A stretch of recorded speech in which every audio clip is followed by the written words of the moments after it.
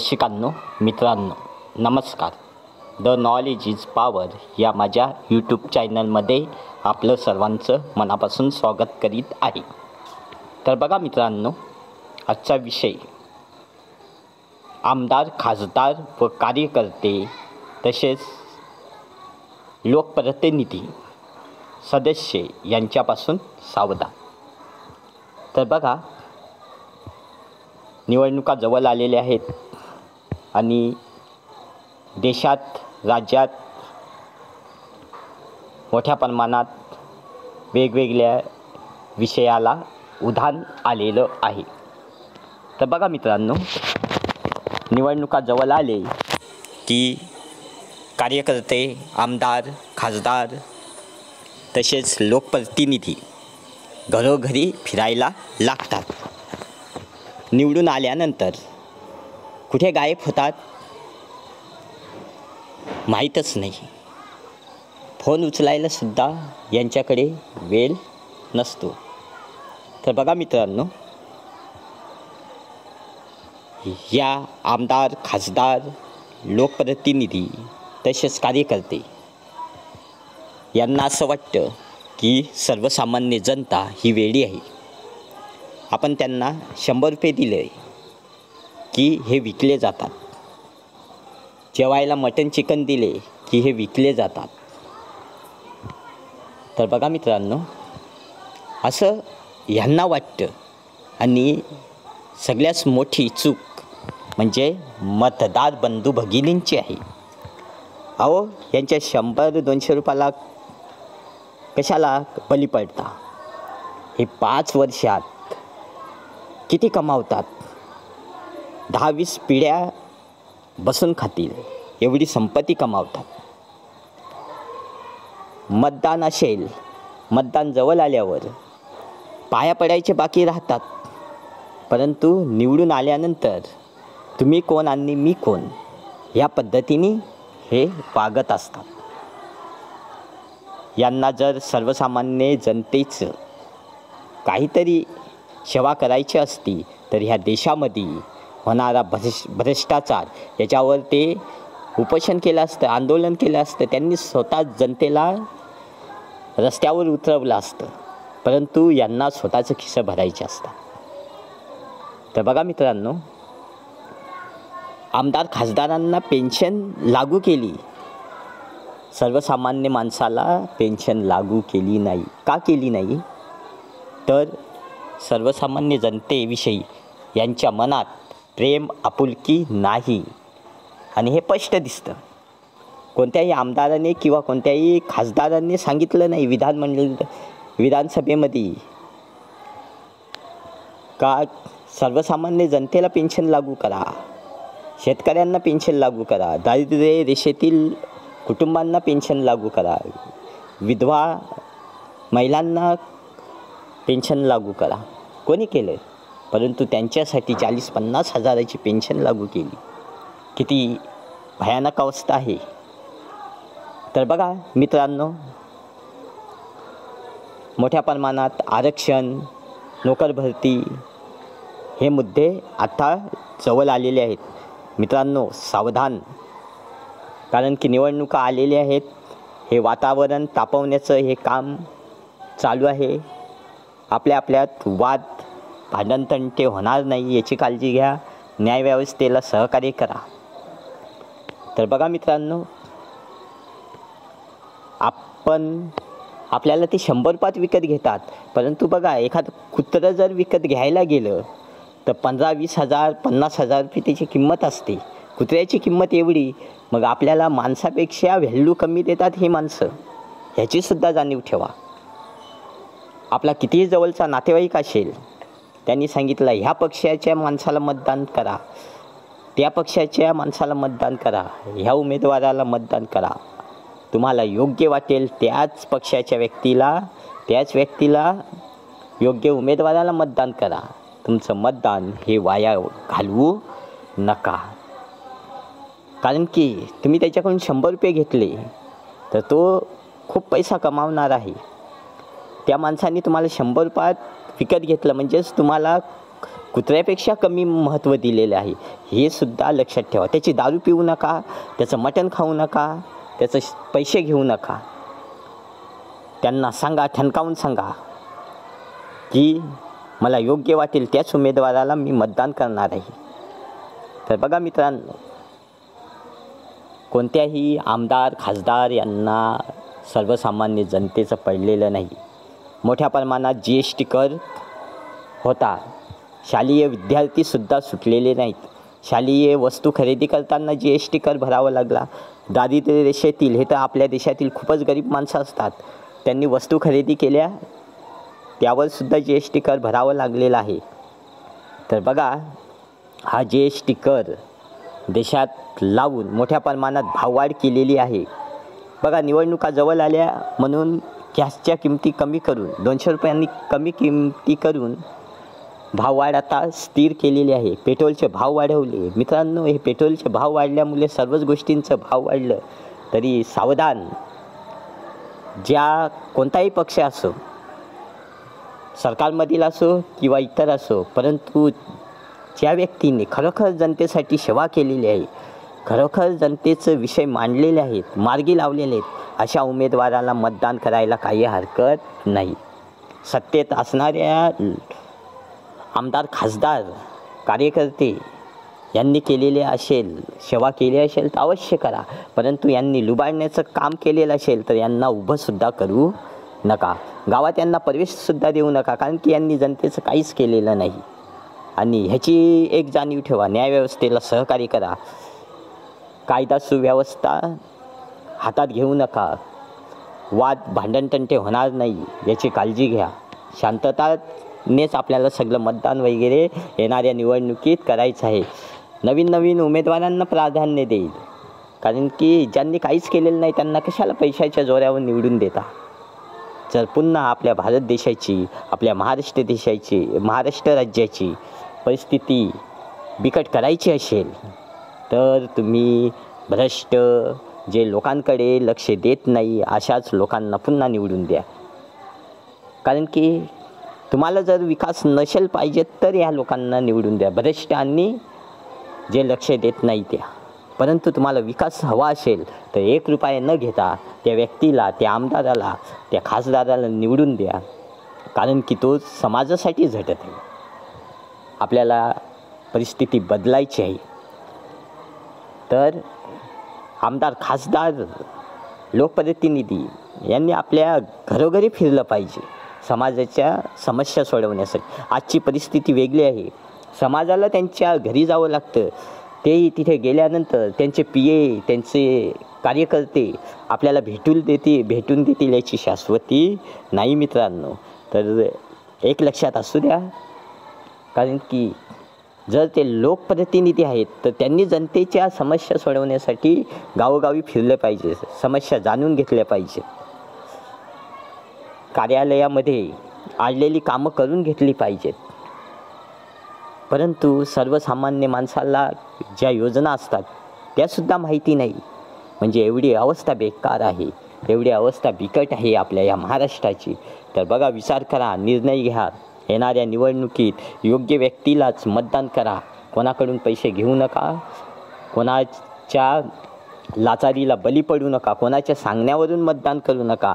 तर हे आपलं हक्काचं मतदान आहे, हे आपलं काय आहे, हक्काचं मतदान आहे. आणि योग्य व्यक्तीलाच मतदान करा. पक्ष करू नको, जात करू नका, धर्म करू नका. तर बघा, कोणत्याही जातीचा असो, कोणत्याही पक्षाचा असो आणि कोणत्याही धर्माचा असो, एवढे वर्ष आपण पक्ष केलं म्हणून आपल्या ह्या कार्यकर्त्यांनी, आमदार खासदार लोकप्रतिनिधींनी आपल्याकडे लक्ष दिलं नाही. तसेच आपण आपल्या जातीचं आहे म्हणून आपण त्याला निवडून दिलं, म्हणून ह्या लोकांनी आपल्याकडे लक्ष दिलेलं नाही. तर बघा, आपल्या धर्माचं आहे म्हणून आपण मतदान करतो, म्हणून या लोकांनी आपल्याकडे लक्ष दिलेलं नाही. ही गोष्ट लक्षात असू द्या.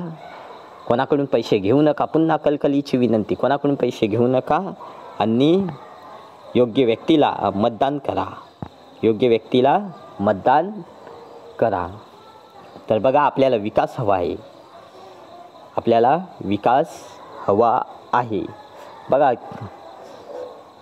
शासकीय नोकऱ्यांचे कंत्राटीकरण म्हणजे बघा, शासकीय नोकरीसुद्धा घालवण्यासाठी शासन निर्णय काढलेला आहे आणि पुढील होणाऱ्या भरत्यासुद्धा कंत्राटी भरतीच होणार असा शासन निर्णय काढलेला आहे.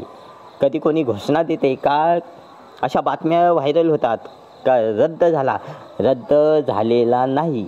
बघा, शासन निर्णय जिथपर्यंत येत नाही तिथपर्यंत शासकीय नोकऱ्यांचे कंत्राटीतर्फेचाच हा GR लागू आहे असं समजायचं. कारण की जिथपर्यंत शासनाने सुद्धा आता पुन्हा काढला पाहिजे का शासकीय नोकऱ्यांचे कंत्राटीकरण करण्याचा निर्णय हा रद्द केलेला आहे असा शासन निर्णय शुद्धीपत्रक काढणे गरजेचं आहे. दुसरं म्हणजे शाळांचे खाजगीकरण. ज्या शाळा आहेत शासकीय शाळा त्या खाजगीकरण करण्याचा निर्णय घेतला आहे, म्हणजे दत्तक देण्याचा. अहो, आपण ज्यावेळेस लहान मुलाला दत्तक घेतो ते आपलं स्वतःचं होतं, तर ह्या शाळा जर एखाद्या खाजगी व्यक्तीला दिल्या तर ह्या त्याच्या होणार आणि 1 वर्ष मोफत देणार, 2 वर्ष मोफत देणार, 3 वर्ष मोफत देणार. पण त्याच्यानंतर सर्वसामान्य माणसाकडून, सर्वसामान्य कुटुंबातील मुलांकडून, विद्यार्थ्यांकडून फी आकारली जाऊ शकते. हे कशावरनं आकारू शकत नाही, हे सिद्ध आहे. म्हणून शाळांचे खाजगीकरण करण्याचा हा शासनाचा हा कुटील डाव आहे. तरी सर्वसामान्य जनतेने ही गोष्ट लक्षात ठेवावे, कारण की सर्वसामान्य मुलांना शिकू द्यायचं नाही हे सुद्धा धोरण असू शकतं. दुसरी गोष्ट म्हणजे पूर्वी 1ली ते 8वीपर्यंत पासिंगचा नियम लागू केला. अहो, 1ली ते 8वीपर्यंत पासिंगचा नियम लागू केल्यामुळे बरीचशी मुलं अभ्यास करतच नाही, बरेचसे पालक शाळेत पाठवतच नाही. हा दोष कोणाचा? शिक्षकांचा नाही. हा दोष शिक्षकांचा नाही किंवा आईवडिलांचा नाही किंवा त्या मुलांचा नाही, तर हा दोष हा शासनाचा आहे. शासनाने असे शासन निर्णय रद्द करून पास नापासचा नियम लागू करायला हवे. ज्या शैक्षणिक साहित्य, शाळेला लागणारे साहित्य हे कागदोपत्री न ठेवता हे त्यांना मिळाले किंवा नाही हे दरवर्षी तपासणी व्हायला हवी. तर बघा, जिथं तपासणी व्हायला पाहिजे प्रत्यक्ष होत नाही आणि त्याच्यामुळे मोठ्या प्रमाणात भ्रष्टाचार होतो. असं कित्येक विषय आहेत की ते सांगण्यासारखे आहेत. बघा, दारिद्र्य रेषेतील कुटुंबाला एखादी योजना पाहिजे, तर बघा 25% सूट, 50% सूट. अहो, तो दारिद्र्य रेषेतच आहे तर त्याला 100% सूट द्या ना. त्याला एखादी योजना लागते, 100% याच्यावर द्या. एखादा शेतकरी आहे त्याला 100% लाभार्थी म्हणून निवड करा. अहो, त्याच्याकडून कुठे अनुदान त्याला हे देता. जर देशातील पात्र उमेदवारांना, पात्र लाभार्थ्यांना एखादी योजना देताना टक्केवारी ठेवूच नका, त्यांना अनुदान देऊच नका. डायरेक्ट 100%नी ती योजना त्यांच्यापर्यंत पोहोचवा. याच्यातून काय होतं की भ्रष्टाचार होण्याची शक्यता नाकारता येत नाही. काय, मी तुझी योजना मंजूर करतो असं मध्यस्थी असणारी माणसं बोलून हा भ्रष्टाचार करू शकतात. ही एक गोष्ट लक्षात असू द्या. प्रत्येक ग्रामपंचायतीला दरवर्षी प्रत्येकाला नवीन योजना देण्याचं हे करा. दरवर्षी प्रत्येक ग्रामपंचायत लाभार्थी निवडा. ज्या लाभार्थ्यांना कोणतीही योजना मिळाली नाही याच्या नोंदी ठेवा. त्याला दुसऱ्या वर्षी त्याला काय लागतं ती योजना द्या. तुम्ही शासनाने योजना काढू नये, तर त्या व्यक्तीला खरोखर कशाची, कोणत्या योजनेची गरज आहे हे त्या लाभार्थ्याकडून समजून घ्या आणि त्याला ती योजनेचा लाभ द्या. तर बघा मित्रांनो, एखादा दारिद्र्य रेषेत आहे परंतु त्याला उत्पन्नाचं साधन निर्माण करण्याची गरज आहे, बरोबर. परंतु त्याच्याकडे साधं घर आहे, त्याला घर देऊन फायदा नाही, तर त्याला पहिलं उत्पन्नाचं साधन निर्माण करून द्या. ही काळाची गरज आहे. अहो, ज्याला घरच नाही, जो बेघर आहे त्याला घराची उपलब्ध करून द्या. त्याला घरकुल योजना द्या. अहो, जो भूमिहीन आहे त्याला जमिनीची व्यवस्था करून द्या. परंतु आपल्या देशात असं काहीच नाही. तर बघा, बरेचसे आपले सर्वसामान्य जनतेची दिशाभूल केली जाते. तर सावध व्हा, सावध व्हा. आता येणारा काल आपल्याला क्रांती घडवून आणायची आहे. येणाऱ्या काळात क्रांती घडवून आणायची आहे आणि आपल्याला देशाचा विकास करायचा असेल तर पुन्हा एकदा माझी कळकळीची विनंती आहे, पुन्हा माझी कळकळीची विनंती आहे की भ्रष्ट लोकांना निवडून देऊ नका. कोणाच्या सांगण्यावरून सुद्धा मतदान करू नका. ज्यांनी खरोखर समाजासाठी, जनतेसाठी आणि या देशासाठी काय केलेलं आहे की सेवा केलेली आहे. आणि पुन्हा जे आमदार खासदार स्वतःची पेन्शन बंद करून सर्वसामान्य दारिद्र्यरेषेतील कुटुंबाला शिक्षणाकडे लक्ष देणारे असतील त्यांना पहिलं मतदान द्या. आणखी बघा, कोट्यावधी रुपयाची संपत्ती आमदार खासदारांकडे आहे तरी त्यांना पेन्शन. अहो, देशाच्या सीमेवर लढणाऱ्या सैनिकाला पेन्शन नाही आहे का? शासकीय नोकरदार 30-30, 35-35 वर्षे काम करतात, त्यांना पेन्शन नाही. किती भयानक अवस्था आहे. आणि हे 5 वर्षे निवडून आल्यानंतर यांना पेन्शन का आणि कशासाठी? 5 वर्षे निवडून आल्यानंतर भरमसाठ पगार, खूप मोठ्या प्रमाणात पगार, परत मिळणारे भत्ते, त्यांच्याकडे PAचं पगार, त्यांच्याकडे क्लार्क, लिपिक कोणी असतील त्यांना मानधन. तर बघा, असं जर बघितलं तर 2-3 लाख रुपयाचा एका महिन्याला निधी खर्च करावा लागतं. कशाही 2 लाखाच्या वरती. तर हा कशासाठी? आणि एखादा शासकीय कर्मचारी त्याचा 20-30, 40 हजार रुपये पगार दिसायला लागला, 50 हजार पगार दिसायला लागला, 60 हजार रुपये पगार दिसायला लागला, तर हेच ओरड करतात. आमदार खासदारच, मंत्रीच ओरड करतात का आम्ही पगार कशासाठी देतो? अहो, ते कष्टाचे पैसे घेतात. अहो, ते काम करतात किंवा नाही हे तर आपल्या वरिष्ठ अधिकाऱ्यांचं, आपल्या आमदार खासदारांचं काम आहे. त्यांना दोष देऊ नका, तर त्यांनी काम करून घ्या जे करत नसतील. आणि देशातील असं कित्येक शासकीय नोकरदार आहेत ते मनापासूनच काम करतात. तो शिपाईपासून तर कलेक्टरपर्यंत असून बरेचसे कर्मचारी हे मनापासून काम करतात. हातावर मोजण्या एवढे काही कर्मचारी निष्काळजीपणा करत असतील तर तिकडे तुम्ही लक्ष द्या. परंतु जे खरोखरच कष्ट करतात, जे खरोखरच शासकीय नोकरदार मनापासून काम करतात, त्यांचे सत्कार, अभिनंदन करा. त्यांच्या कामाचे पोहोच त्यांना द्या. अहो, जे चांगले करतात त्यांच्याकडे ढुंकूनसुद्धा बघत नाही. परंतु एखादा व्यक्ती शासकीय नोकरदाराने एखाद्याने चूक केली तर संपूर्ण शासकीय नोकरदारांना दोष देण्यात काही अर्थ नाही. तर बघा,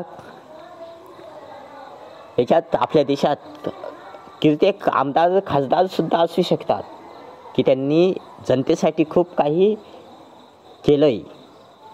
त्यांचं सत्कार करा, त्यांच्यासाठी त्यांची पोच त्यांना द्या.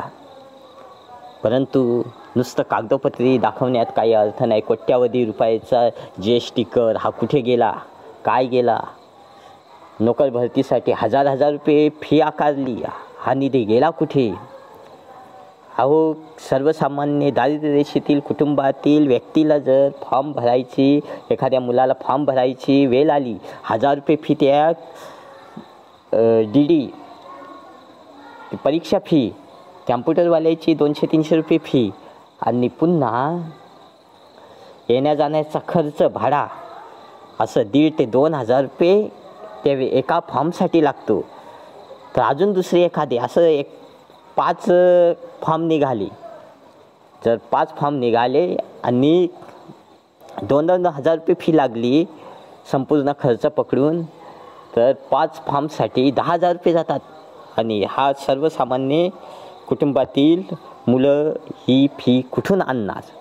हा एक मोठी समस्या असते.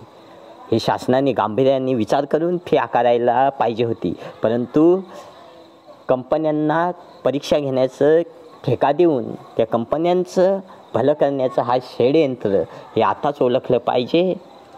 तर बघा, MPSC सारखी UPSC सारखी जे स्पर्धा परीक्षा घेणारी यांची फी किती सर्वसामान्य माणसाला परवडणारी आहे.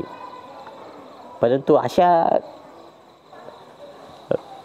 व्यक्तींका, अशा MPSC UPSC स्पर्धा परीक्षा घेणाऱ्यांकडे का बरं शासनाने परीक्षा घेण्याचे त्यांच्याकडे माहिती दिलेली नाही? त्यांना का बरं दिलं नाही? त्यांना घ्यायला सांगायला पाहिजे होते, त्यांना आदेश द्यायला पाहिजे होते. परंतु बघा, आज जिकडे तिकडे भयानक अशी अवस्था चाललेली आहे. पुन्हा येणाऱ्या निवडणुकीत पक्षाचा विचार करू नका, आमदार खासदारांचा विचार करू नका, जातीचा विचार करू नका, धर्माचा विचार करू नका. तर ज्या आमदार खासदारांनी, ज्या लोकप्रतिनिधींनी योग्य आणि चांगलं कार्य केलेले आहे त्यांनाच मतदान करा, त्यांनाच मतदान करा. आता दिशाभूल करण्याची ही वेळ आलेली आहे. लवकरच निवडणुका लागणार आहेत, लवकरच निवडणुका लागणार आहेत. तर पुन्हा कळकळीची जनतेला, सर्वसामान्य समाजाला, रसिकांनो, मित्रांनो, विचार करा. मतदान देताना 10 वेळा विचार करा. आणि हा व्हिडिओ योग्य असेल तर आपल्या देशातील प्रत्येक समाज बांधवापर्यंत पोहोचवण्यासाठी सहकार्य करा. जर हा व्हिडिओ हे बोललेलं चुकीचं वाटत असेल तर हा व्हिडिओ पुढे पाठवू नका. परंतु तुम्हाला हा व्हिडिओ योग्य आणि आवडल्यास लाईक करा, चॅनल सबस्क्राईब करा आणि हा व्हिडिओ शेअर करायला विसरू नका. सर्वांनी हा व्हिडिओ मनापासून ऐकल्याबद्दल पुन्हा एकदा सर्वांचं आभार.